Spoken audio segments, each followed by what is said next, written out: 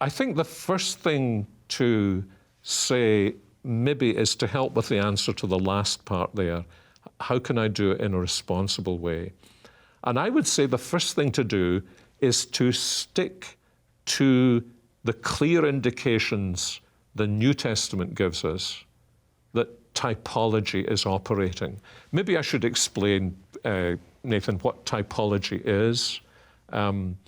The Greek word typos, among other things, means a shape. You know, typewriter is the shape of the letter leaving an impress. Well, you know, some of the people who are watching don't know what a typewriter is, and I apologize for showing my years in this, but they understand that. That's how it works. That what is here makes an impress there. And the idea of typology is that there are indications in the New Testament that there were patterns and people in the Old Testament who were, in a sense, created to serve in a kind of prefigured shape of what Christ would do. So, one person who is very clearly said to be a type of Christ is Adam. He is the head of the human race. He represents us.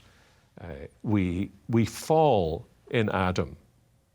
So where is the connection? Well, Jesus is the head of the new humanity. He represents us, and we are raised up and redeemed in him. Nevertheless, there are differences.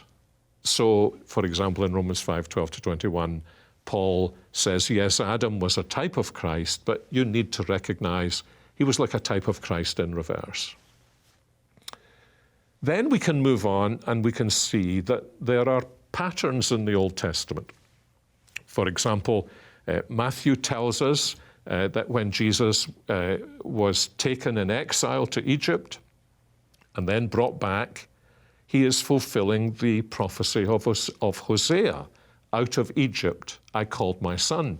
And Hosea is speaking about the way God called Israel, his son, out of Egypt. And so you see there's a pattern here, that in a sense what God is doing in the Exodus is a real event in history, but it's also foreshadowing, giving us a picture. In a way, I sometimes say it's like a pop-up picture book version of what Christ is going to do. He is going to go into the wilderness. He is going to face temptation, and he is going to lead his people into the promised land. And so I think the first thing to do is to work with the secure ways in which the New Testament connects to the Old Testament. Then the second thing I think to say is, in my own view, there is a broader kind of typology, perhaps not what you would call a formal typology, but going back to the question of union with Christ that was asked earlier on, we are united to Christ after his death and resurrection through faith.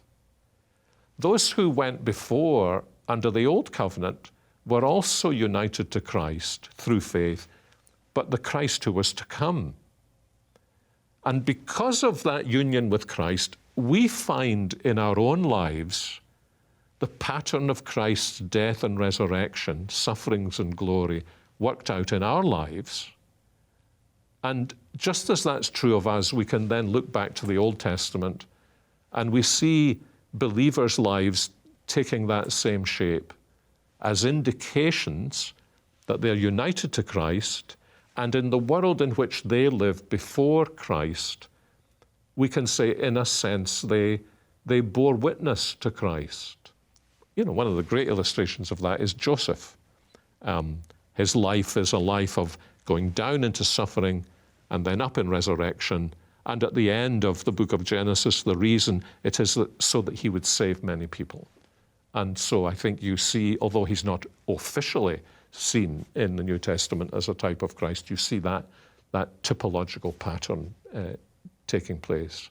So my general advice is you do need to have good controls on the way you do it, and the best way to do it is to begin with the clear teaching of the New Testament rather than to start making it up from the Old Testament. That answer was recorded live during a special Ask Ligonier event. Be sure to subscribe to the YouTube channel and turn on notifications so you don't miss out on our next live event.